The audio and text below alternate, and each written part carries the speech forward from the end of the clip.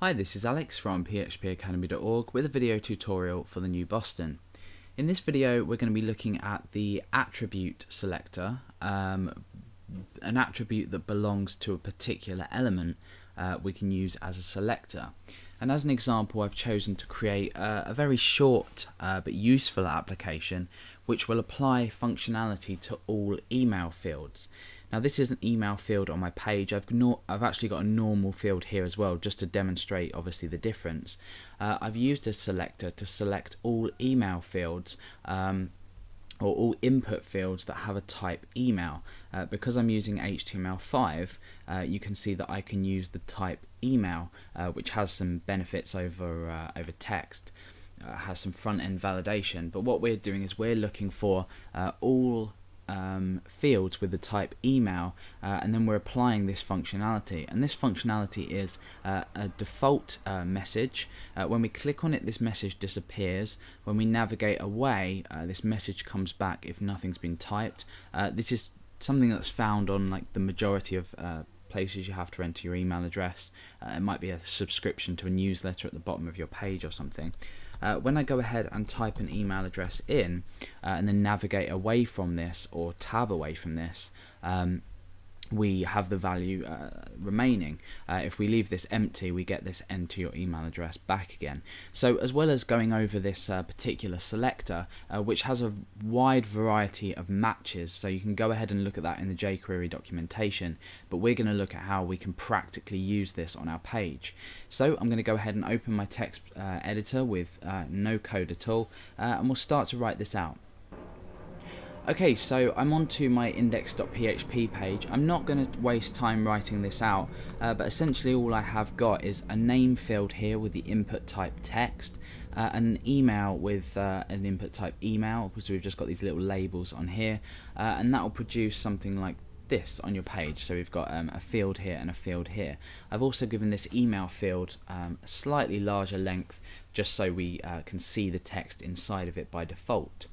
So now that we've done this, we need to go ahead and include this selectors.js external file, and at the moment there's nothing in that. We're not going to be using style.css, so I can go ahead and get rid of that. So once we've included this, we can start to write some external JavaScript inside this selectors.js file, and that's going to be selecting all input fields with the type email. So I'm going to show you how to do this, and then we're going to go on to look at creating this short but extremely useful application. Okay, so the first thing I want to do is wait for my document to be ready. So I'm going to use document.ready, and inside here we're going to have a function which we'll just bring down, and we can start writing our code in here. Now the first thing I want to do is I want to go ahead and set a variable with a default message that's going to be placed inside of this box. So we'll do that before we talk about selectors. I'm just going to call this email default, and that's going to be please, or let's just say enter your email address, enter your email address. And it's worth bearing in mind that the way we're doing this will apply it to every email field that you ever create, as long as you have this selectors.js file on your page. So we're selecting, if you were to go ahead and include this functionality on your page, as you go and perhaps create more email fields elsewhere, this functionality will still remain due to the way that we're selecting it. So now we're going to go ahead and use our selector to set a value to this field, and we initially want to set this to the default text that we've defined inside this variable. So here's the selector part. We want to go ahead and select all input types. This just on its own here will actually go ahead and select all input types anyway, but we want to define which email type we want. So we can say input type equals, and then in quotation marks I'm going to say email. So now what we've done with this is we've successfully selected any input fields with the type email. Now it's worth noting that we could do absolutely anything we wanted with this, and we could write it out with other elements as well. For example, if you had links and you wanted to select only links that had a particular href, so a particular link, you could go ahead and say A, where the href is equal to, let's just say, google.co.uk. I'm not sure why you'd want to do this, but you might do. You never know. You might want to turn the link into an image, for example, or something, but essentially we can use this with really any element. I'm not sure which elements are included and not, or rather which are not, but we can go ahead and use this with anything.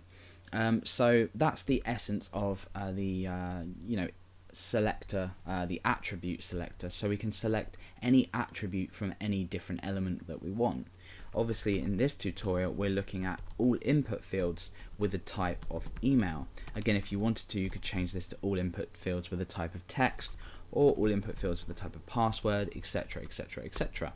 So in our case it's email. Now the first thing that we want to do is use the attribute function, or whatever you want to call it, to set the value of this to our email default. So this will take two parameters. The first is the value that you want to change, or the attribute that you want to change, and the attribute that I want to change is value, and this changes what you can see inside of the box or inside of the input field, and I want to change this to email default. So we've selected all types, or all input types of email, and appended or given this an attribute value with the email default. So now when we refresh, that text goes straight in there, and notice it doesn't do it for name. If we were, for example, to leave this as input, this will apply to all input fields on the page, so you can see it's been placed into both of them, but we're using this selector for the reason we only want emails to work.